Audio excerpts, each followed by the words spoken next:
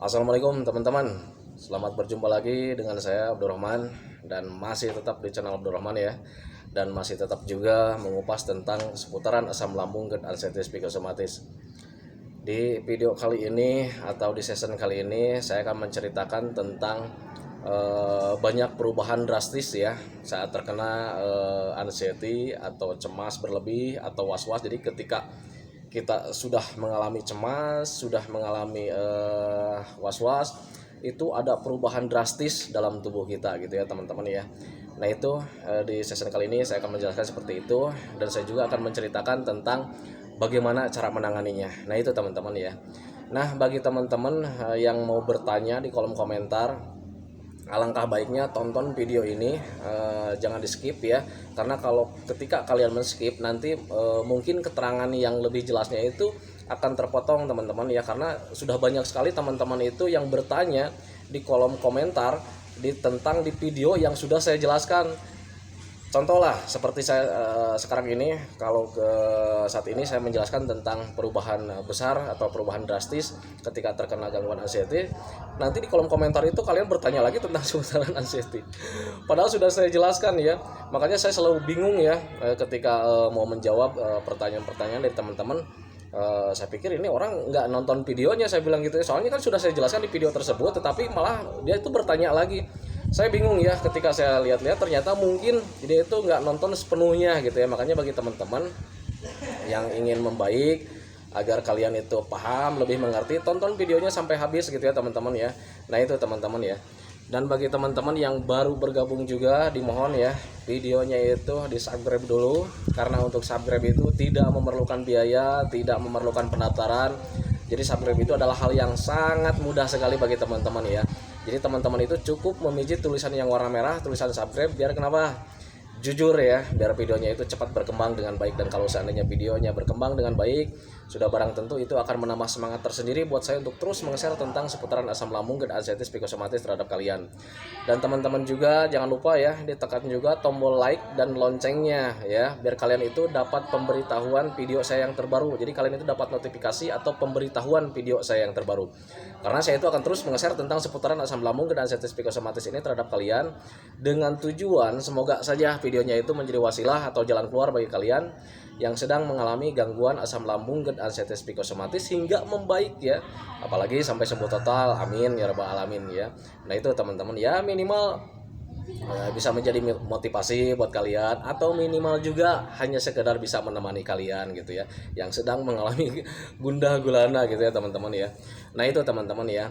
Dan saya juga tidak henti-hentinya, tidak bosan-bosannya titip pesan sama teman-teman ya. Ketika kalian sudah menjalankan metodenya, ketika kalian sedang menjalankan caranya, kalian juga tetap ya harus mencari ridho Allah, karena yang menentukan segalanya itu ridho Allah ya. Yang menentukan semuanya itu hanya Allah, hanya kehendak Allah ya. Kalau misalkan kalian sudah rajin nih, kalau misalkan kata Allah belum sembuh ya belum sembuh, tetapi kalau misalkan kalian sudah melakukan caranya, sudah banyak ikhtiar, kalau misalkan walaupun sedikit ikhtiarnya, kalau misalkan Allah berkehendak, Allah mencintai kalian, Allah menyayangi kalian, kun fayakun, kalian akan disembuhkan. Nah itu teman-teman ya, makanya selain kalian menjalankan metodenya atau caranya, lakukan saja kebaikan-kebaikan terhadap orang lain. Kemudian jalankan juga perintah Allah. Banyak sekali sebetulnya ya untuk menjalankan kebaikan itu ya, bisa bersedekah dengan kepada orang lain gitu ya, melakukan kebaikan terhadap orang lain. Yang penting dia itu nerima apa yang dia butuhkan. Nah itu teman-teman ya, banyak sekali caranya. Nah itu teman-teman ya. Nah kembali lagi ke topik utama teman-teman ya. Ada perubahan yang sangat besar sekali, perubahan sangat drastis sekali saat terkena anxiety ya, saat terkena cemas atau was-was, itu ada perubahan sangat besar sekali pada diri kita. Jadi kita itu menjadi penakut ya, mental kita terganggu gitu teman-teman ya. Jangankan untuk hal yang sangat besar ya, untuk menghadapi hal yang sangat besar, contoh lah seperti kematian gitu ya. Hal-hal yang kecil juga itu sangat terkena ya, sangat terimbas oleh anxiety kita atau cemas kita. Salah satu contoh misalkan dulu, ini pengalaman saya dulu ya. itu dulu saya itu orangnya itu bukannya sombong ya, saya itu orangnya pemberani dulu ya. Saya pemberani ketika di malam hari itu saya sering keluar gitu, sering ronda-ronda keluyuran tengah malam gitu ya. Karena memang saya selalu membantu yang ronda-ronda gitu ya. Nah, tetapi ketika terkena gangguan asam lambung dan anxiety psikosomatis, jangankan masuk ke area yang gelap, teman-teman ya. Kita mau masuk kamar mandi saja itu sudah takut ya. Nah, itu teman-teman, perubahannya sangat besar sekali. Yang dulunya pemberani, sekarang itu menjadi mental tempe gitu ya, teman-teman. Nah, itu teman-teman ya. Dan kemudian yang dulunya itu kalau misalkan orang ini pengalaman saya ya. Kalau dulu itu ada yang ramai-ramai ribut-ribut gitu ya, ada yang berantem atau yang sering cekcok, ya bermasalah seperti itulah. Saya itu dulu sering menghampiri ya, mencoba menghampiri, melerai gitu ya, mencoba mengakrabkan lagi mereka gitu ya. Nah, tetapi berbeda ketika sudah terkena gangguan asam lambung dan anxiety psikosomatis, ketika sedang mengalami anxiety psikosomatis gitu ya. Jadi ketika ada orang ramai-ramai itu ya malas ya, malah kita takut untuk menghampirinya ya. Kita itu takut menghampirinya gitu ya, teman-teman ya. Itu perubahan yang sangat besar sekali ya. Jadi ada keterbalikan lah gitu ya. Ketika kita sedang mengalami cemas, sudah mengalami anxiety disorder atau kecemasan berlebih, itu selalu bertolak belakang gitu ya. Yang dulunya sering berani, sekarang jadi mental tempe. Nah, itu teman-teman ya. Kemudian contoh lagi kayak macam apa ya? Jalan-jalan sudah pasti ya. Orang yang terkena gangguan asam lambung dan anxiety psikosomatis selalu takut dengan jalan-jalan. Di awal-awal memang seperti itu ya, tetapi kalau misalnya kalian melatih, nanti juga akan biasa lagi. Di jalan-jalan itu dulu saya itu sering jalannya jauh ya. Jalannya jauh, jangankan untuk jalan yang dekat-dekat, jalan yang jauh saja, kayak macam keluar kota atau naik gunung atau naik bukit gitu, saya selalu berani. Bahkan dulu itu perginya juga tanpa izin keluarga gitu ya dulu itu. Nah, berbeda ketika sudah mengalami anxiety psikosomatis, sudah mengalami cemas berlebih, itu jangankan kita pergi ke gunung ya, jangankan pergi ke ke sawah, ke kebun, itu kita mau pergi hanya mengunjungi RT setempat juga atau misalkan RT tetangga gitu, itu kita nggak berani. Bahkan untuk pergi jarak dekat juga kita selalu minta izin sama keluarga. Saya bilang waktu itu, Bu, saya mau jalan-jalan dulu sebentar. Kemana? Kata istri itu ya. Itu dekat, saya bilang cuman ke tetangga, saya bilang gitu. Itu yang perubahan sangat besar buat saya waktu itu ya. Jadi ketika dulu sering tidak izin, sering jalannya keluyuran kemana gitu ya. Ketika terkena gangguan anxiety atau sudah mengalami anxiety atau was-was atau cemas berlebih, itu menjadi perubahannya sangat besar sekali. Jadi penakut lah gitu ya. Nah, ketika saya mau jalan-jalan, saya selalu takut. Kadang dulunya tidak izin, sekarang itu ketika terkena itu selalu minta izin sama keluarga. Kenapa? Karena di pikiran saya itu begini ya teman-teman ya. Ketika mau keluar nih, ketika mau jalan gitu ya, itu saya itu selalu membayangkan takut nanti ketika di perjalanan ya. Kalau seandainya nanti saya jalan nih, ada apa dengan saya? Jangan nanti saya pingsan di jalan. Nanti nggak ada yang tahu. Nanti siapa? Kalau misalnya tidak ada yang tahu, nanti siapa yang nolongin? Makanya ketika waktu itu saya selalu izin ya sama keluarga. Saya selalu menginformasikan kemana saya pergi. Itu perubahan yang sangat besar sekali buat saya waktu itu ya. Nah, tetapi jangan khawatir ketika kalian sudah bebas, sudah sehat lagi, sifat-sifat kalian yang dulu itu akan ambil lagi dalam kehidupan kalian. Mulai sekarang juga saya itu udah keluyuran lagi, bahkan untuk izin saja sekarang itu sudah tidak saya lakukan lagi.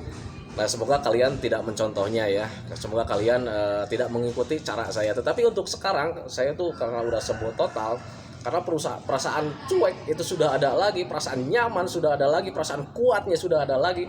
Jadi ketika sekarang itu misalkan ada yang nyamper nih, ada yang telepon, Pak katanya tunggu nih di bukit ini, ya udah tungguin saya ke sana. Bahkan saya beres-beres, kadang nggak bilang ke istri gitu. Makanya ketika pulang-pulang istri suka marah gitu ya. Dari mana katanya, bikin cemas aja, takutnya ada apa-apa dijaga. Ya enggak. Jadi sekarang itu perubahannya sangat besar sekali ya. Jadi untuk saat ini kalau misalkan sudah sembuh total, itu kehidupan kalian yang dulu itu bakal kembali lagi. Tetapi usahakan ya, jangan mencontoh saya. Ketika kalian ada perbaikan, pertahankanlah kebaikan-kebaikan kalian gitu ya teman-teman ya. Jadi tinggalkan ke sifat-sifat kalian yang buruk ketika dahulu. Kalau misalkan kalian sudah sembuh, sifat kalian yang buruk itu datang lagi, tinggalkan saja, jangan mencontoh saya. Nah itu teman-teman ya. Jadi banyak sekali memang ketika terkena anxiety psikosomatis atau kecemasan berlebih itu banyak sekali dampaknya ya, banyak sekali. Jadi aktivitas kita itu terganggu teman-teman ya. Terganggunya seperti apa? Ya contoh hal kecil lah, kalau misalnya kalian mau melakukan aktivitas yang penting, itu ketika ada cemas, itu kita nggak jadi melakukan. Nah itu teman-teman ya, perubahannya sangat banyak sekali. Makanya kalian kalau misalkan kalian ingin terlepas dari gangguan cemas yang bisa mengganggu ke kehidupan kalian, tonton videonya sampai habis, jangan di skip, biar kalian itu tahu ya, paham ya, dan lebih mengerti ya. Nah itu teman-teman ya. Nah untuk hal-hal kecil saja waktu itu perubahan yang sangat drastis sekali itu dalam diri saya, itu adalah di makanan ya, di makanan. Ketika dulu kan ketika sedang terkena sebelum terkena gangguan asam lambung dan anxiety psikosomatis, saya selalu makan hobi yang banyak ya. Jadi tidak mengandalkan apa itu makanannya sehat atau tidak, saya nggak melihat ke sana ya. Waktu itu ketika sebelum terkena gangguan asam lambung dan anxiety psikosomatis, yang namanya hobi, dulu saya hobinya itu makanan-makanan yang sebetulnya kalau misalkan dilihat untuk ukuran sekarang itu kayaknya makanan nggak sehat ya, kayak macam sambal lah, pedas lah, kemudian minuman-minuman bersoda, kemudian penuh kafein, makanan-makanan yang banyak pengembangnya gitu ya. Nah itu dulu saya sering konsumsi seperti itu karena memang hobi ya. Apalagi yang namanya rokok, kopi, kemudian habis makan makanan seblak ya. Karena saya dulu senangnya makanan-makanan yang pedas. Jadi kalau misalkan makan tanpa pedas itu rasanya kurang nyus dulu gitu ya. Nah ketika terkena gangguan asam lambung dan anxiety psikosomatis, ketika ada cemasnya berlebih, justru memilahnya itu saya itu terlalu besar ya. Tetapi wajar saja karena memang ingin sembuh ya. Nah itu perubahan drastisnya ya. Jadi ketika datang makanan, saya pilah-pilah dulu karena saking takutnya waktu itu ya. Jadi saya pilah-pilah, saya cari-cari informasinya, bahkan ke kandungan gizinya pun dulu itu sempat saya cek waktu itu. Kayak macam telur dulu ya. Telur kenapa sih bikin kita kembung? Telur kenapa sih bikin kita nggak nyaman? Saya cari-cari informasi ya. Tetapi buat kalian nggak usah kayak gitu juga ya. Cukup kalian tahu saja, ikuti saja panduan-panduan orang yang sudah terkena gangguan asam lambung dan anxiety psikosomatis, biar kalian itu tidak terlalu banyak pikirannya juga sih. Nah itu teman-teman, cukup bertanya saja, ini cocok nggak gitu ya.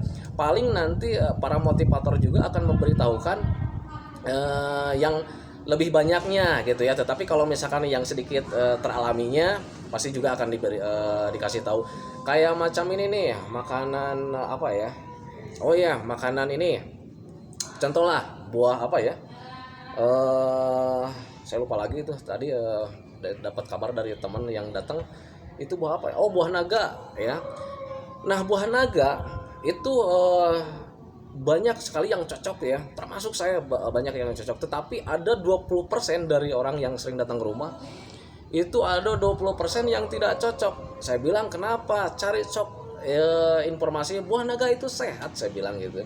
Ternyata ketika saya cari-cari informasi, ternyata justru itu hasil pengaruh dari pikirannya dia gitu ya. Akhirnya ya kembali lagi ke psikosomatis. Kalau misalkan pikirannya berjalan ya tubuh kita merespon dengan sendirinya.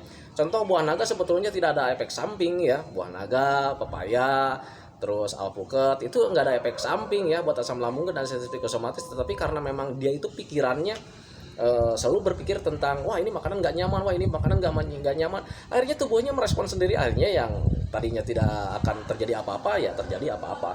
Nah itu teman-teman ya. Nah kembali lagi ke topik utama teman-teman ya, mengenai kecemasan itu sangat jadi kalian nggak usah heran, kalian nggak usah takut ya. Memang orang yang terkena anxiety atau kecemasan berlebih itu dampaknya sangat banyak sekali, ada perubahan drastis lah dalam tubuh kalian, dalam hidup kalian ada perubahan drastis. Yang dulunya pemberani sekarang itu menjadi mental tempe, wajar. Karena apa? Karena ada trauma tersendiri ya, ada trauma tersendiri. Jadi ketika kita teringat trauma itu, kita tidak menginginkan hal yang dalam pikiran kita. Contoh lah, misalkan kita itu mengalami rasa sensasi yang tidak nyaman, kemudian rasa sensasi itu seperti orang yang mau mati, itu kita ngedrop banget, pasti ngedrop banget. Kenapa seperti itu? Karena untuk untuk menghadapi kematian itu kita belum siap, gitu teman-teman. Makanya kalian jangan arahkan ke sana, jangan takutkan ke sana. Gangguan asam lambung dan anxiety psikosomatis tidak menyebabkan kematian, cuman rasanya memang seperti itu teman-teman ya. Jadi kalian harus tangani saja gitu ya teman-teman ya. Cara menanganinya seperti apa? Tanamkan saja dalam pikirannya bahwa gangguan asam lambung dan anxiety psikosomatis ini tidak berbahaya sama sekali. Kalian justru terganggunya itu mentalnya. Mental kalian itu sekarang itu sedang terganggu ya. Kalian itu sedang mengalami anxiety psikosomatis, kecemasan berlebih teman-teman ya. Nah itu teman-teman ya. Nah jadi pahami saja ke sana. Nah justru saya juga kadang dulu memang ketika sedang terkena gangguan asam lambung dan anxiety psikosomatis, ketika ada rasa seperti mau mati itu ya nggak nyaman ya sebetulnya. Tetapi kalau untuk sekarang kalau misalkan kalian sudah paham, sudah mengerti, justru untuk kematian itu kalian tidak akan takutkan. Kenapa? Karena kalian itu akan berpikirnya yang wajar ya. Kematian tidak akan ditakutkan, justru kematian itu harus disiapkan. Dengan cara seperti apa? Ya kita itu mengumpulkan pahala-pahala gitu ya, mengumpulkan perbekalan buat nanti di akhirat, menjalankan perintah Allah 5 waktunya dijalankan gitu ya teman-teman ya, kemudian melakukan kebaikan-kebaikan terhadap orang lain. Cuman itu aja sebetulnya ya. Nah itu teman-teman ya. Jadi sebetulnya untuk asam lambung dan anxiety psikosomatis, apalagi yang namanya anxiety, sebetulnya kalau kalian paham itu sebetulnya mudah, sebetulnya cuma mengalihkan pikiran saja. Tapi memang kadang orang yang terkena anxiety psikosomatis atau kecemasan berlebih itu memang sangat sulit sekali ketika sudah dikasih tahu pun seperti ini. Kadang ketika halnya itu yang sedang terjadi sekarang, itu memang pikirannya susah untuk mengarahkan ke sana. Wajar saja, nggak apa. Mungkin traumanya terlalu besar ya. Traumanya terlalu besar, traumanya terlalu sudah menempel gitu ya. Makanya untuk kalian yang sedang terkena anxiety psikosomatis atau kecemasan berlebih, biar kalian tenang gitu ya. Pahami saja tentang penyakit ini, pahami saja tentang gangguan ini. Gangguan ini tidak berbahaya sama sekali, hanya butuh penanganan saja. Biar penanganannya pas, biar penanganannya tepat, makanya pelajari dulu tentang asam lambung ya, pelajari dulu tentang GERD, pelajari dulu tentang anxiety, kemudian tentang psikosomatis. Biar kalian itu menanganinya dengan tepat, biar bisa membedakan ya mana sensasi asam lambung sih sebetulnya mana. Ya, ada sensasi sedikit nih dirasa di tubuh, itu sebetulnya sensasi apa? Sensasi GERD kah? Sensasi asam lambung kah? Sensasi anxiety kah? Atau sensasi psikosomatis kah? Atau hanya dampak saja? Nah itu teman-teman ya, jadi kalian memahaminya ke arah sana gitu ya teman-teman ya. Dan kalau misalkan cara menangani anxiety ya memang seperti itu teman-teman ya. Cara menangani cemas ya kita itu cuman menanamkan dalam pikiran saja bahwa ini loh yang sedang kita rasakan itu memang sensasi saja, tidak apa-apa gitu ya, tidak menyebabkan kematian, tidak berbahaya sama sekali, cuman rasanya memang seperti itu saja. Sebetulnya simpel untuk menangani kecemasan ya. Kalau misalkan lambungnya sedang begah gitu, tiba-tiba ada perasaan cemas loh ketika nonton TV misalkan atau nonton HP gitu, tiba-tiba cemas aja datang, cemas gitu ya. Kalian jangan berpikir yang lain-lain biar kaliannya nggak panik. Justru yang bikin kita nyaman itu ketika ada sensasi datang, kemudian rasa cemas datang, kita berpikirnya yang lain-lain, kemudian itu paniknya tambah besar, itu yang justru nanti akan mengakibatkan anxiety-nya akan bertambah lagi ya. Rasa cemasnya akan bertambah lagi, yang dampaknya nanti akan timbul lagi sedikit-sedikit. Mulai dari gemeteran, mulai dari dadanya berdebar, itu akan mengikuti ya. Itu makanya ketika ada sensasi sedikit, walaupun misalkan taruhlah kalian itu cemasnya sedang datang, misalnya sedang nongkrong begini, misal tiba-tiba ada rasa cemas sedikit gitu ya, jangan diperbesar, tanamkan dalam pikiran kalian, langsung saja katakan dalam hati, waduh ini sensasinya sedang datang, tetapi tidak apa-apa, tidak berbahaya kok. Nah gitu, karena memang tidak berbahaya, cukup kalian ambil air hangat saja, minum pelan-pelan, nanti ketika sudah tenang juga itu nanti akan hilang dengan sendirinya, Nah itu teman-teman ya. Makanya biar kalian tidak cemas, tenangkan saja, pahami saja gitu ya teman-teman, pahami saja tentang asam lambung atau penyakit kita atau gangguan kita yang sedang kita alami. Nah itu teman-teman ya, jadi perubahan yang sangat drastis buat hidup kita itu ketika sedang terkena